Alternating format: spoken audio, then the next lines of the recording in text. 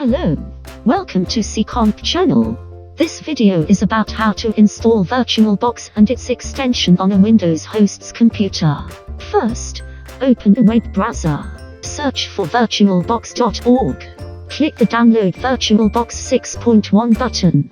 Scroll down, then choose Windows hosts. It is because our VirtualBox will be installed on a Windows computer. Wait for the download to finish. Scroll down.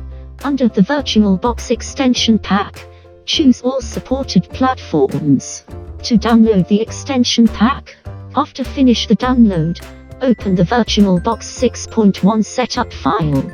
Follow the instruction on the screen. Click Next. For this tutorial video we use the default settings. Click Next. Click Yes. Click Install. Wait for the installation process finish. Click Finish. This is the VirtualBox Manager. Now, we would like to install the extension pack. Click Preferences. Click Extensions. Click the plus icon on the right.